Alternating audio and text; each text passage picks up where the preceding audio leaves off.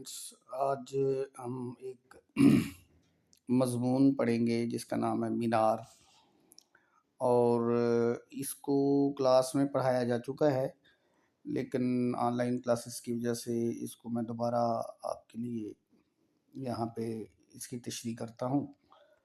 اور جیسا کہ آپ دیکھ سکتے ہیں، اس کے جو مصنف ہیں وہ مختار مسعود ہیں، جو 1926 میں پیدا ہوئے اور 2017 میں ان کی وفات ہوئی، اور یہ سیالکوٹ کے تھے۔ یہ سیالکوٹ کا ایک اور اعزاز ہو گیا۔ تو جیسے فیض احمد فیض، علامہ اقبال، مجدد الفسانی، آپ کو بتایا ہوا پہلے بھی کہ سیالکوٹ میں بڑی بڑی جو ہے نادر روزگار ہستیاں پیدا ہوئیں۔ سیالکوٹ ایک بہت تاریخی شہر بھی ہے اور اس نے بڑی بڑی ہستیوں کو جنم بھی دیا ہے۔ تو یہ جلال پور جٹا سے ان کا تعلق تھا۔ گجرات اور کہہ لیں سمبڑیال، گجرات، وزیر آباد، اسی طرح ادھر سے پسرور، اور اگر نارووال، ظفروال، یہ بھی تقریباً سیالکوٹ کا علاقہ ہی اس کو گردانا جاتا ہے۔ تو یہ انہی کا ایک مضمون ہے، اس کی میں ریڈنگ آپ کے لیے کرتا ہوں۔ میں اس کو مختصر کرنا چاہوں گا لیکچر کو۔ معیار پاکستان آپ کو معلوم ہے لاہور میں اس جگہ پہ بنا ہوا ہے جہاں پہ قرارداد لاہور پیش ہوئی تھی 23 مارچ 1940 کو۔ تو میں اس کی ریڈنگ اب بلا توقف شروع کرتا ہوں۔ معیار پاکستان کی مجلس تعمیر کی نشست تھی، یعنی اس کی یہاں پہ کیا بنایا جائے، اس کے لیے کوئی ایک مجلس، یعنی ایک آرگنائزیشن، ایک کمیٹی، اس کی مجلس اس کو کہتے ہیں، یعنی جہاں پہ لوگ بیٹھے ہوئے ہوں اس کی خاص کام کے لیے۔ میں اس کے تمام اراکین جمع تھے۔ میں آج ان میں پہلی بار شامل ہوا تھا۔ کارروائی کی پہلی شق غور کے لیے پیش ہوئی تو میرا ذہن اس وقت برنارڈ شاہ کے اس مقولے، یعنی اس قول پر غور کرنے میں مصروف تھا کہ وہ مقام جہاں خواہش قلبی اور فرض منصبی کی حدیں مل جائیں اسے خوشبختی کہتے ہیں، یعنی جہاں انسان کا دل اور اس کا جو فرض ہے، یعنی جو جاب ہے اس کی، اور جو اس کی خواہش جہاں پہ مل جائیں تو وہ موقع، وہ لمحہ، وہ وقت ایک خوش قسمتی کا لمحہ ہوتا ہے۔ یہ جارج برنارڈ شاہ ایک یورپ کے جو ایک کہہ لیں اسکالر ہیں، ان کا قول یہاں پہ نقل کیا ہے مصنف نے۔ میں بلحاظ عہدہ اس مجلس کی صدارت کر رہا ہوں، مگر عہدے کو ایک عہد وفا کا لحاظ بھی تو لازم ہے، یعنی میرا عہدہ ایک وفا کے عہد سے بھی تو بندھا ہوا ہے نا، کہ میں جس عہدے پہ آج بیٹھا ہوا ہوں وہ مجھے پاکستان کی وجہ سے حاصل ہے، اور پاکستان اس قرارداد کی کا نتیجہ ہے۔ تو میرا جو عہدہ ہے وہ عہد وفا، یعنی میں نے وفا کا جو عہد کیا تھا اس سرزمین سے اس کو نبھا بھی رہا ہے۔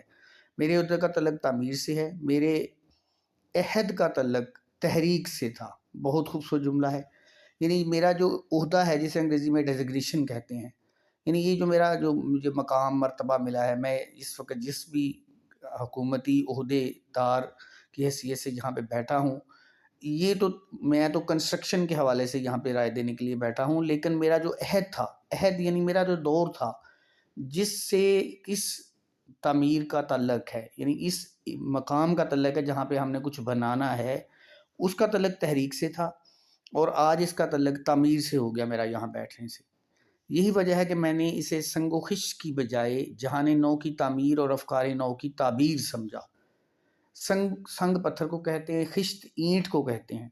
تو یہ سنگ و خشت یہ ترکیب ہے، یعنی اس کا مطلب ہے کہ یہ جو پتھر اور اینٹوں اور یا سیمنٹ سے بنی جانے والا ایک یادگار ہے، جو اس کو میں نے یہی سمجھا کہ یہ اسی کی افکار نو ہے، اسی فکر کی ایک نئی شکل ہے جو ہم نے 23 مارچ 1940 میں جس کو اختیار کیا تھا۔ میں نے اس مینار کو بالفاظ اقبال جلوہ گہے جبریل سمجھا، یعنی اقبال کا حوالہ دیتے ہوئے کہتے ہیں کہ جس جگہ پہ جبریل تشریف لاتے ہیں، وہ یوں سمجھ لیں کہ وہ کوئی ایک ایسا پیغام لے کے آتے ہیں جو الوہی پیغام ہوتا ہے، جو اوپر سے آتا ہے۔ تو میں نے یہاں اپنی موجودگی کو میں نے یہی سمجھا کہ یہ اوپر سے فیصلہ ہوا ہے کہ میں جو اس تحریک کا کبھی حصہ رہا، اب اس مقام کی تعمیر، مقام کے اوپر کسی یادگار کی تعمیر کا بھی حصہ بن رہا ہوں۔ مینار کے ابتدائی اب یہ مینار کا مطلب ہے مینار پاکستان لاہور میں ہے جو مینار کی تعمیر کے ابتدائی دنوں میں، جب میرا اس کی تعمیر سے کوئی سرکاری تعلق نہ تھا، میں محض تعلق خاطر کے واسطے سے وہاں جا پہنچا۔ تعلق خاطر کا مطلب ہوتا ہے کہ میرا ایک تعلق تو تھا، بہرحال میرا دل کرتا تھا کہ میں بھی اس میں شامل ہوں۔ بنیادیں بھری جا چکی تھیں، باغ میں ہر طرف ملبہ پھیلا ہوا تھا، مینار بلندی کی طرف مائل تھا، روکار بانسوں کی باڑ میں یوں چھپی ہوئی تھی کہ عمارت تو نظر نہ آئی، مگر اردو شاعری میں چلمن کا مقام مجھ پر واضح ہو گیا۔ اب یہ اس میں کچھ کہہ لیں الفاظ کی ایک صنائی ہے یا کہہ لیں کاریگری ہے کہ اس میں مجھے اس کا جو ڈھانچہ ہے وہ تو نظر نہیں آیا، البتہ مجھے یہ نظر آ گیا کہ چلمن جو اس کا اوپر والا حصہ ہوتا ہے، یا جہاں سے آپ کو پتہ دھواں نکلتا ہے اسے چلمن بھی کہتے ہیں، تو وہ آپ نے دیکھا ہوگا مینار کے وہ اوپر سے کھلا ہوا ہی ہوتا ہے، جیسے بالکل ایک دھواں جہاں سے نکلتا ہے، یہ جو بھٹے ہوتے تھے کسی زمانے میں اینٹ بنانے والے، اسی کی شکل سے اس کا آغاز ہوا ہوگا۔ نزدیک جانا چاہا تو چوکیدار نے سختی سے روک دیا، تو یہ اس چوکیدار کا ہمسر نکلا جسے مولوی عبدالحق نے وائسرائے کو ٹوک دینے پر آثار قدیمہ سے نکال کر چند ہم اثروں میں شامل کر لیا تھا۔ یہاں یہ جو جملہ ہے یہ ایک تلمیح ہے، یہاں ایک کوئی تاریخی واقعہ ہوا تھا جہاں مولوی عبدالحق ایک بہت بڑے اردو ادب کے حوالے سے ان کا نام مشہور ہے، انہیں بابا اردو کہا جاتا ہے۔ بابا اردو مولوی عبدالحق نے وائسرائے اس زمانے میں جو انگریز حکومت جو کہ برطانیہ میں تھی، اس کا جو نمائندہ برصغیر پر حکمرانی کرتا تھا اسے وائسرائے کہتے تھے۔ تو مولوی عبدالحق نے وائسرائے کو ٹوک دینے پر آثار قدیمہ سے نکال کر چند ہم اثروں میں شامل کر لیا تھا۔ یہ کوئی تاریخی واقعہ ہوا تھا جہاں پہ انہوں نے وائسرائے نے جب انہیں کسی بات پہ ٹوکا تھا تو انہوں نے ان کی بات کو اس قابل نہیں سمجھا تھا، اور ان کی بات کو انہوں نے پرانی باتوں میں شامل کر لیا، آثار قدیمہ میں شامل کر دیا۔ اب کہاں کہاں روز عبدالحق پیدا ہوں گے، اور کسی فرصت کے عصر نو، عصر زمانے کو کہتے ہیں اصل میں، یہ آپ نے سورہ عصر پڑھی ہوگی، عصر یہ زمانہ ہے، نئے کو کہتے ہیں۔ نئے زمانے کے ملبے میں عزت نفس کی تلاش کرے اور ایسے چھوٹے چھوٹے واقعات پر مضمون لکھا کرے۔ میں نے چوکیدار سے پوچھا یہ کیا بن رہا ہے؟ کہنے لگا یادگار بن رہی ہے۔ آج جب کارروائی کے لیے پہلا مسئلہ پیش ہوا تو میں نے کہا اسے ملتوی کیجیے تاکہ ایک اور ضروری بات پر بحث ہو سکے۔ میز پر لغات کا ڈھیر لگ گیا، لغات ڈکشنری کو کہتے ہیں، یعنی وہاں پہ کتابوں کا ڈھیر لگا دیا گیا۔ سب متفق ہو کہ یادگار وہ نشان خیر ہے جو مرنے کے بعد باقی رہے۔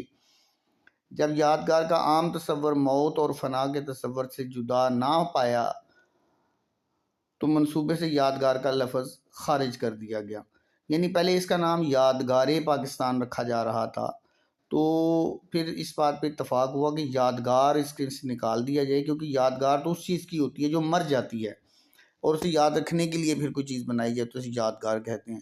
تو اس کی جگہ پہ میز صاف کی گئی، لغات کی جگہ مینار قرارداد پاکستان کے نقشے پھیلائے گئے، پھر اس کی جگہ پہ اسے مینار پاکستان کا نام دیا گیا، جو تھوڑی بہت جگہ بچ گئی تھی۔ اس میں چائے کی پیالیاں سجائی گئیں، چائے شروع ہوئی تو بات بہت دور جا نکلی۔ اب یہ ایک کہہ لیں کہ جن کو ذوق شوق ہو، تاریخ کا علم ہو اور انہیں جغرافی کا بھی پتہ ہو اور تحریک پاکستان کی معلومات بھی حاصل ہوں اور تاریخی شخصیات کا بھی ان کے پاس تعارف موجود ہو، تو ان کے لیے تو اس میں کوئی ایسی مشکل چیز نہیں ہے، لیکن بہرحال اگر آپ اس پہ توجہ دیں گے تو یہ آپ کے لیے بھی آسان ہے۔ لیکچر کے پہلا جو حصہ ہے، میں اس کو پہلے لیکچر کو یہاں ختم کر رہا ہوں تاکہ یہ زیادہ طویل نہ ہو، زیادہ ڈیٹا کنزیوم نہ ہو۔ اس کا اگلا حصہ میں دوسرے لیکچر میں شامل کروں گا۔